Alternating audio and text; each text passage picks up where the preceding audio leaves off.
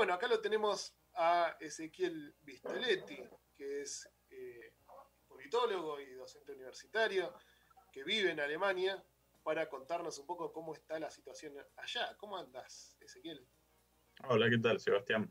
Un saludo a todos por ahí y obviamente a todos y a todas en casa. Bien. Contanos, ¿cómo se vive en la calle, en los medios, la salida de Merkel? ¿Es un ciclo cumplido o hay una idea de que daba para más y que no va a continuar? Primero, quizás un comentario respecto a la política en general y a la experiencia política en las calles. En Alemania, la política no determina tanto como en la Argentina, ¿sí? En primer lugar, por una cuestión institucional, en los países con sistemas de gobierno parlamentarios, los gobiernos aparecen compuestos por coaliciones de gobierno, con lo cual toda la estructura, todo el sistema político debe responder a acuerdos y en este caso entre los dos grandes, los dos mayores partidos, el gobierno de Merkel aparece compuesto por una gran coalición, básicamente el partido de la democracia cristiana, la CDU, por un lado, su partido, y el otro gran partido, la socialdemocracia, la SPD. Algo así como un gobierno en Argentina entre el peronismo y el radicalismo, históricamente, hoy día entre el PRO y el kirchnerismo. Con lo cual, eso necesariamente genera la necesidad, el requerimiento de acuerdos. Por ende, los cambios en política no generan bandazos tan grandes como en nuestro país, en la Argentina, en el cual de repente una victoria de Macri determina un giro de 180 grados con respecto a las políticas anteriores. Eso en cuanto a lo institucional. Y en cuanto a lo político y a lo histórico, en Alemania, a diferencia de la Argentina también, el proyecto de país, el proyecto económico, el proyecto político, el proyecto cultural, no aparecen en cuestión, no aparecen en discusión, con distintos proyectos de país, distintos proyectos de hegemonía en pugna, sino que, bueno, los partidos políticos quieren alcanzar el poder para, de alguna manera, capitanear el proceso político, el cual genera algunos pequeños cambios respecto a algunas cuestiones en particular. Por todo esto simplemente respondo con esta contextualización para generar una imagen de lo que representa la política allá. Entonces, claro que en la calle no aparecen las pasiones, las manifestaciones, en los medios no aparecen los programas de televisión como en Argentina o los de radio, ¿sí? Entonces, todo en una esfera distinta. Si esto es bueno o malo, discutible, más tranquilo, seguro. Ahora, ¿en qué medida esto representa un elemento democrático? Y para mí no tanto, porque las cosas ya parecen determinadas, definidas independientemente de la voluntad popular. Algún defensor de la institucionalidad podría presentar esto como, uy, qué bueno, en las campañas electorales solo unos cartelitos en la calle con las caras de los candidatos. Para mí, bueno, esto en realidad responde a una formalización de la democracia sin realmente contenido, sin luchas de poder detrás, ¿sí? De alguna manera estoy realizando una celebración de, la, de, la, de, la, de la política en Argentina, pero bueno, Ah, pasa más por este, acuerdos entre elites que con la participación popular. exactamente, básicamente. Ahí, Entonces, Ezequiel. bueno, Sí, sí, perdón, perdón. continúa, por favor. No, bueno, y con respecto a la figura de Merkel en particular, bueno, en realidad, de acuerdo a muchos analistas, Merkel no quería participar en la última elección directamente. Ella ya no quería participar porque su ciclo aparecía cumplido, por la innumerable cantidad de críticas recibidas, no solo por la oposición, sino principalmente por su propio partido y por derecha. El inicio de los ataques o de las críticas, el inicio del fin de la hegemonía de Merkel comenzó con la mal llamada crisis migratoria con los inmigrantes sirios, los y las inmigrantes sirios mayormente, cuando esto es una cosa paradigmática, quizás una de las medidas más progresistas de Merkel en todo su gobierno, el hecho de convalidar el ingreso de inmigrantes sirios debido a la guerra civil en Siria, ¿sí? Bueno, esto generó muchísimo rechazo dentro de sus filas y dentro de la derecha en general, y a partir de ahí su hegemonía política, su liderazgo comenzó a descender muy fuertemente, al punto de que ya para la última elección, ya para muchos ya parecía culminado su ciclo, y desde entonces, bueno, como canciller, de alguna manera como que aparece con el caballo cansado, no determina mucho, nadie en la política alemana la conceptualiza ya como antes, como una figura política determinante, bueno, los medios la ayudan con cierta complacencia, ¿sí? En gran medida la permanencia de Merkel en el gobierno durante tantos años respondió a la postura de los medios frente a su gobierno, abiertamente mayoritaria y muy poco crítica. Bueno, hoy aún en esos medios ya no la acompañan, pero la presentan como la madre de la democracia alemana de los últimos años en salida, ¿no? Como una salida un poquito más digna, pero ya con el caballo cansado. Entonces, bueno, ¿cuál la imagen de Merkel en los medios ahora a la salida? Bueno, sí, ya bastante, ya algunas críticas sí, pero algo así como la imagen de Alfonsín eh, tardía, ¿no? Cuando ya después de la salida de Alfonsín, así presentándola como una figura de los alemanes por encima de los partidos, pero con críticas a su gobierno y con la aceptación de muchos errores cometidos, incluso con muchas críticas por su gestión, por la gestión del gobierno frente a la pandemia, ¿no? En otras palabras, gracias por los servicios prestados, pero hasta acá. Sí. Exactamente. Ahí es importante eso también para ver cómo se inscribe, como en el psicoanálisis, ¿no? Cuando se preguntan, más allá de los hechos, cómo se inscriben y cómo se cuentan, en este caso, cómo se cuenta y en qué se inscribe el mandato de Merkel, ¿no? Y para seguir en la misma línea, te quería preguntar, Ezequiel, el tema de los debates, porque ya arrancaron en los debates televisivos, y no sé si eso sí se sigue.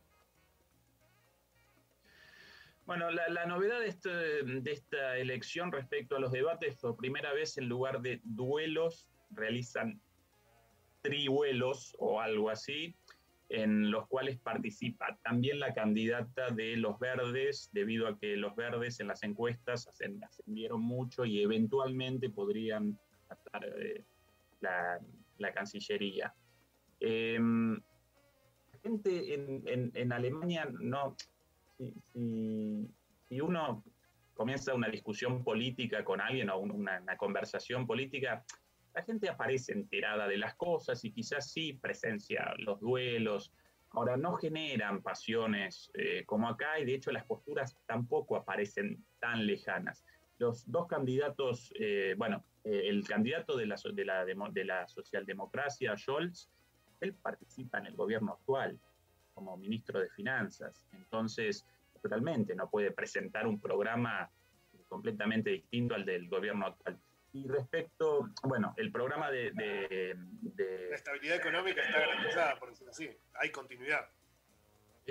Efectivamente, ningún partido en Alemania presenta un programa en el cual las grandes empresas alemanas no aparezcan al frente de la economía, la política no genere condiciones para el desarrollo de esas empresas y cierta redistribución. Ahí pueden aparecer discusiones, bueno, la política social de qué manera, la política sanitaria de qué manera, pero el modelo del país fuera de discusión, ¿sí? Y quizás la única excepción, el partido Die Linke, la izquierda, pero con un caudal de votos muy pequeño y sin voluntad política real, en mi opinión, más allá de mis simpatías diferencias ideológicas, tal vez, porque sí presenta un programa político rupturista en muchas cosas, pero sí, sin más voluntad de poder que el 10% máximo elegido proveniente del 10% de gente con ideas de vanguardia en la sociedad, o ideas más de izquierda, y sus votantes históricos, los ex votantes de los partidos comunistas del Partido Comunista del Este. Otro ejemplo de esto, el Partido Verde. El Partido Verde en su surgimiento, en los años 80, sí, por lo menos en cuanto a lo ecológico, generaba o presentaba algo nuevo respecto a la política ambiental, el rechazo a la política energética atómica.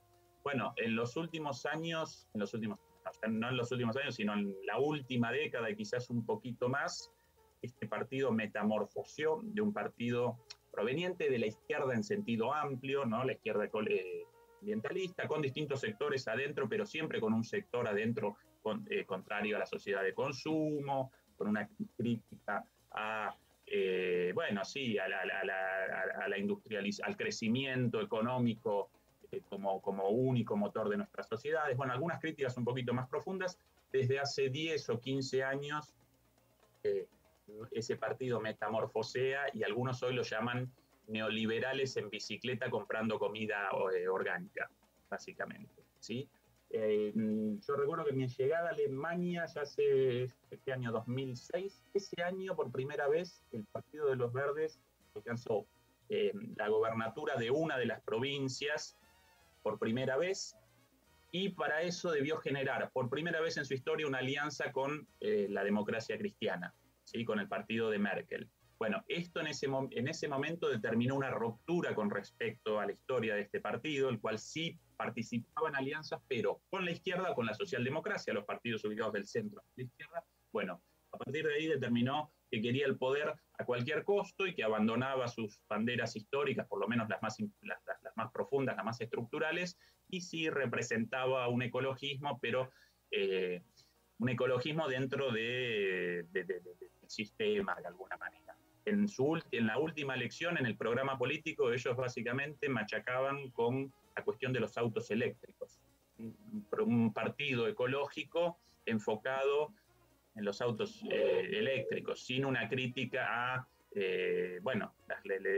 las razones estructurales de la destrucción del planeta, básicamente un capitalismo financiero destructivo, la sociedad de consumo, la enorme desigualdad entre los países industrializados y no industrializados. Bueno, todo eso lo abandonaron autos eléctricos, Tesla.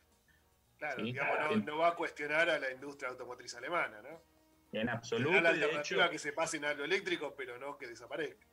Bueno, hace algún tiempo la instalación justo respecto a esto de la industria automotriz, los autos eléctricos y el medio ambiente.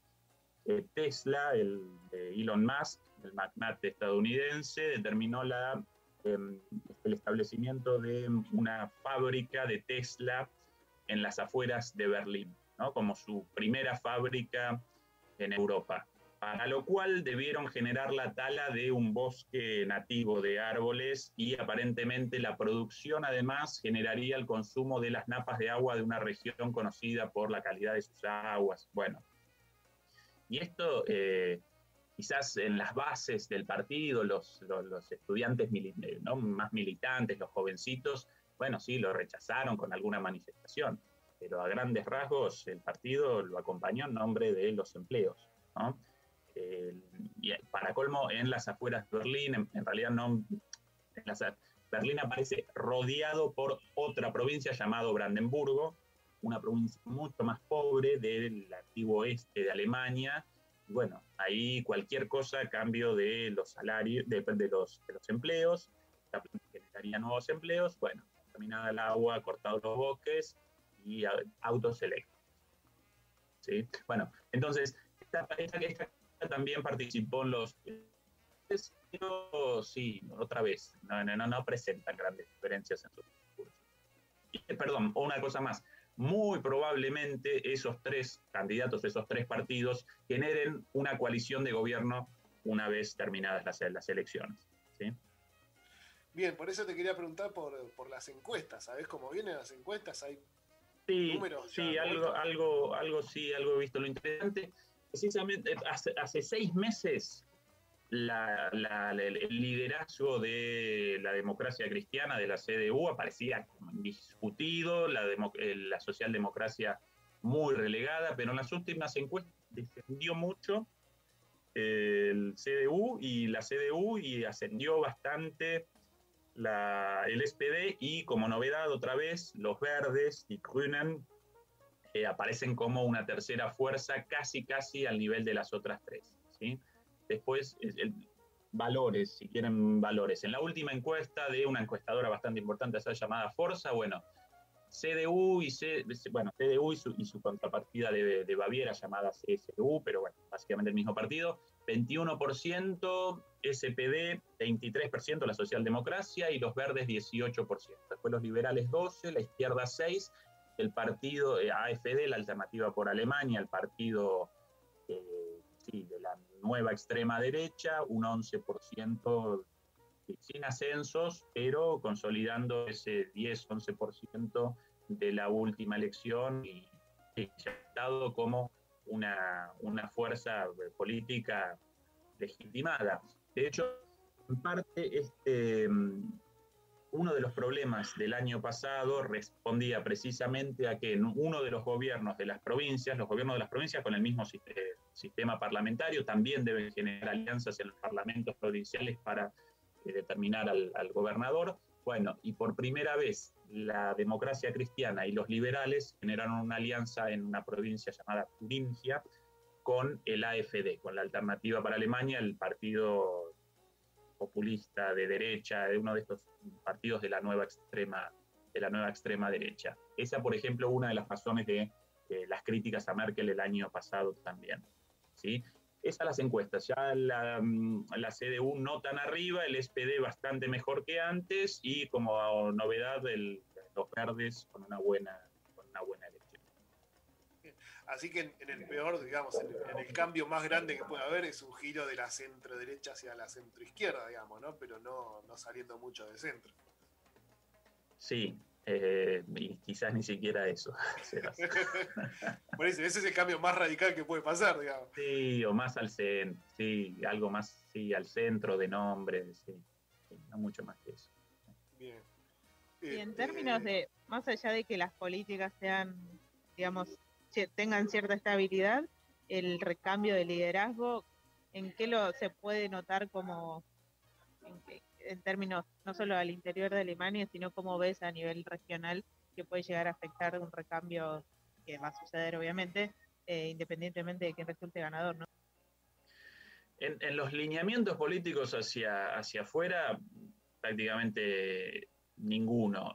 Bueno, sí, en la imagen de Alemania para afuera, por la cantidad de años en el gobierno y por la cantidad de cosas vividas, y también en algunos casos por posturas políticas acertadas, en otros, como por ejemplo con respecto a lo de la migración, en otros casos por lo contrario, como por ejemplo la postura de Alemania respecto a la crisis europea de Grecia, bueno, en este momento también España, la crisis económica en 2010. En 2010 alcanza a Europa, por eso no en 2008 como la crisis mundial, sino la crisis en 2010 de Grecia. Bueno, Angela Merkel genera la proyección de una lideresa sí, muy importante, quizás al principio Alemania carece de una figura tan importante, pero en cuanto a los lineamientos no van a aparecer grandes cambios. Y Perdón, una cuestión más. La política exterior alemana, en mi opinión, especialmente bajo el liderazgo de la CDU, de la democracia cristiana, básicamente acompaña la política exterior de Estados Unidos. ¿Sí? Y en mi opinión comete un grave error por este posicionamiento. ¿Por qué? Porque después aparecen las consecuencias de acompañar a los Estados Unidos en sus aventuras militares, en sus locuras. No siempre convalida las intervenciones militares con el envío de tropas, pero en términos internacionales siempre aparece enfrentado a Rusia y con una relación económica con China, pero sí, ideológicamente del otro lado, ¿no? Como de Occidente. Bueno, esto determina consecuencias, en mi opinión, negativas para Alemania en sí como país, para sus propios intereses y para la Unión Europea. Ejemplo de esto, el rechazo de Estados Unidos al gasoducto proveniente de Rusia, lo cual para Alemania generaría beneficios cuantiosos. Ejemplo Bien, de estábamos eso. justo hablando de eso antes Uh-huh. de que comience la entrevista, y veíamos cómo, si bien hasta ahora, como bien decías, Alemania acompañó a Estados Unidos en todas estas cosas, últimamente hay como un quiebre o un intento de buscar su propia salida, ¿no? De hecho, creo que Sí, esta Seba, semana... pero el quiebre no lo determina Alemania, sino que lo determinó Trump. Claro, Y de repente el amigo estadounidense, el amigo americano, como lo llaman allá, nos abandona. Y de repente aparece un loco ahí llamando a mayor colaboración en la OTAN, abandonando los acuerdos climáticos, llamando, bueno, por ejemplo, otra de las consecuencias del encolumnamiento automático. Estados Unidos, ahora Biden determinó el abandono de Afganistán sin aviso a sus aliados de la OTAN. Alemania, todos indignados, ¿cómo? De repente abandonan a Kabul, nosotros los acompañamos, los ayudamos. Clavamos 20 años y de pronto... 20 años ahí y de repente abandonan todo sin siquiera un aviso. Si uno lo quiere más novelísticamente, en el momento de las revelaciones de la NSA y los servicios de inteligencia de Estados Unidos, las revelaciones de Snowden, el teléfono de Merkel también aparecía intervenido. Sí. Así que aliados sí, pero Estados Unidos siempre sí motoriza una política de acuerdo a la definición de sus intereses, ¿no? Para mí bien lejanas de los intereses del pueblo estadounidense, pero bueno, por lo menos los definidos por sus autoridades políticas y sus poderes económicos. Bueno, otra más. Alemania es cierto que, por ejemplo, no acompañó la invasión a Irak. Cierto que en ese momento aparecía en el gobierno Schröder, algo así como un Menem alemán, el presidente de la democracia, de la socialdemocracia, pero el responsable de la implementación del neoliberalismo en Alemania, algo así como un Tony Blair alemán. ¿Sí? Bueno, por lo menos recordó sus orígenes socialdemócratas en el momento de la invasión a Irak por parte de Estados Unidos, sin mandato de la ONU, sin la OTAN. Ellos solos, bueno, ahí determinó nosotros no acompañamos. Ahora, ¿qué generó esa invasión a Irak? Bueno, el surgimiento del Estado Islámico y la guerra civil, no solo en Irak, sino también en Siria. ¿Y dónde desembarcaron esos migrantes sirios, esos refugiados sirios? Bueno, en realidad primero en el Líbano y en Turquía mayoritariamente, pero más de 1 millón de personas en la Unión Europea, Alemania. Y eso generó, bueno, políticamente para Merkel muchos problemas, pero además generó en la calle, de repente, mucha gente de Siria recién llegada, ¿no? Como cambios y nada sencillo para un país, más allá de la buena voluntad, la recepción de 1 millón de personas de un país completamente distinto, ¿sí? Con además la posibilidad también de que entre ese 1 millón de personas también metido algún infiltrado de alguna organización terrorista, etcétera, etcétera, ¿sí? Bueno, todo eso como consecuencia de la política estadounidense. Estamos hablando con Ezequiel Vistoletti, que es politólogo argentino, reside en Alemania, y estamos hablando efectivamente sobre la situación de Alemania y de la Unión Europea, para recordarle a la audiencia con quién estamos hablando. Me contabas recién sobre esto, ¿no? El influjo de inmigrantes que llegó a Alemania de las crisis de Siria y del resto del Medio Oriente. ¿Esto ayudó al crecimiento de los partidos de extrema derecha, AfD? Y ¿Cómo pegó en ese lado de la sociedad? Sí, sin dudas. Sí. Primero, por ciertas características de la sociedad alemana, por lo general bastante reticente a la inmigración. No toda culturalmente reticente a la inmigración, porque si uno recorre Alemania aparecen inmigrantes por todos lados, pero carecen de representación política, carecen de Alemania quiere a los inmigrantes, pero después quiere la asimilación de los inmigrantes sin realizar su parte de asimilación también a esos inmigrantes. Uno no puede querer un montón de gente y que esa gente de repente pueda metamorfosear a la cultura alemana, a la cabeza alemana, sin un poquito de cambio, por decir, una integración de las dos partes, ¿no? Bueno, y bueno, en el contexto de la llegada de migrantes sirios, eso la derecha, la ultraderecha lo capitalizó muy fuertemente. Y lo interesante de esto, lo capitalizó muy fuertemente por sobre todas las cosas en las provincias del este, las provincias con menor porcentaje migratorio y más aún en la cuestión, en cuanto a los migrantes musulmanes. Si uno recorre las provincias del este no aparecen muchos musulmanes. La migración por lo general aparece ligada a el este de Europa por una cuestión histórica de Rusia, de Polonia, de República Checa, ¿sí? Los migrantes musulmanes por lo general aparecen en las provincias del oeste. Aún así, en esas provincias, el AfD, la extrema derecha, y antes de esos partidos o organizaciones de extrema derecha presentan el mayor crecimiento. ¿Por qué? Bueno, porque esas provincias aparecen discriminadas, con altas tasas de desempleo, con bajas tasas de crecimiento, la población joven abandonó esas provincias después de la caída del muro, entonces, bueno, cuanto mayor desigualdad, cuanto mayor frustración, campo fértil para el surgimiento de las extremas derechas con chivos expiatorios, ¿sí? Bueno, y obviamente la extrema derecha capitalizó esto con unas marchas en su momento, llamadas las marchas de los lunes, en referencia a las marchas de los lunes antes de la caída del muro, las marchas populares en Alemania del Este, hechas los días lunes, bueno, llamando a mayores libertades. Esto determinó a la postre la caída del muro. Bueno, recogiendo esa tradición en Alemania, una tradición progresista, porque si bien realizaban marchas en Alemania del Este, llamaban a mayores libertades, ¿no? Esas marchas realmente presentaban un carácter progresista dentro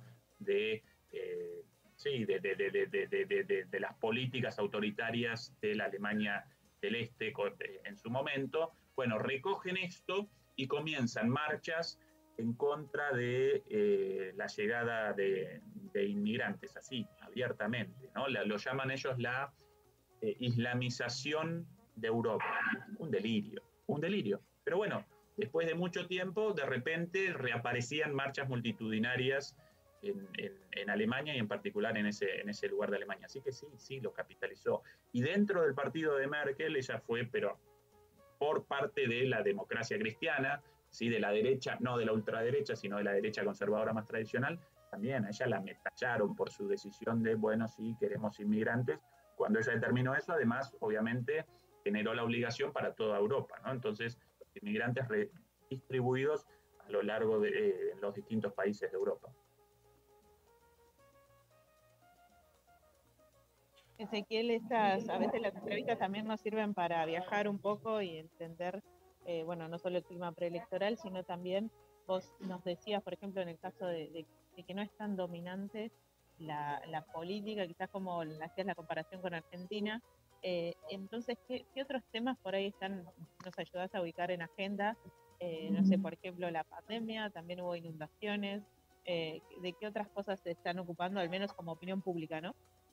No, bueno, todas esas cosas, y de hecho la mala gestión de la pandemia, de las inundaciones ahora determinó esta bajada en las encuestas tan fuerte y el aumento de la socialdemocracia y de los verdes. La política sí determina cosas. Mi punto más bien responde a que todas esas cosas aparecen dentro de un marco fuera de discusión, ¿sí? Allá no realizan una decisión entre Cristina o Macri, con todo lo que eso connota, ¿no? Pues, o para acá o para allá, así, abiertamente. No, sino, bueno, así, allá, por acá.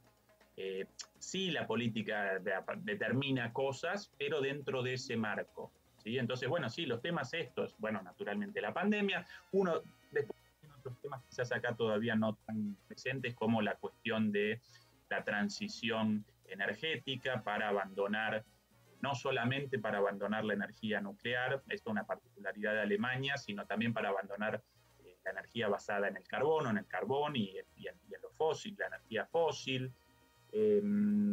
Bueno, cuestiones relativas a la salud, a la educación, cuestiones relativas a, incluso otra de las cuestiones, está de moda también la digitalización de la política. Bueno, todas estas cosas sí están presentes, pero los marcos de la discusión bien acotados. Hablando sobre eso rápidamente, ¿cambió algo el proceso electoral? ¿Hay alguna modernización? Porque estábamos hablando recién de Rusia, que van a votar desde el celular y demás, digamos. ¿En Alemania se produjo algo así? No, y de hecho, por el contrario, Alemania abandonó la votación electrónica instaurada hace no recuerdo cuántos años, ya hace bastante, uno de los primeros países con votación electrónica, y después de una experiencia regular determinó que la abandonaría porque solamente expertos podían determinar la validez o invalidez de las elecciones, a diferencia de una elección convencional en la cual cualquier ciudadano o ciudadana de a pie puede participar en la fiscalización, ¿sí?, con el conteo de votos. Entonces, por una cuestión ya no técnica, de posibilidades técnicas, sino de respeto de la democracia y del derecho a la fiscalización de la sociedad, de sus propias elecciones, entonces abandonó esto. Todo allá, uno con una carta recibida y después el día de las elecciones en el local, o puede sí el voto por carta, ¿sí? Quizás como anécdota, y en consonancia con esto de que los partidos no aparecen tan lejos unos de otros, en las elecciones allá yo participo en las comunales, en las otras no participo, pues en las nacionales no puedo participar por mi ciudadanía, yo con la ciudadanía argentina y la italiana, y como ciudadano europeo por el pasaporte italiano, entonces puedo participar en las comunales. Pero bueno, el mismo día, en el mismo lugar, y sí, bueno, uno con la cartita, y bueno, sí, ahí un clic, una marquita en una boleta o en otra boleta, dejada ahí y chau, pero sin fiscales de mesa, sin cuartos oscuros, sin fiscales, ¿no?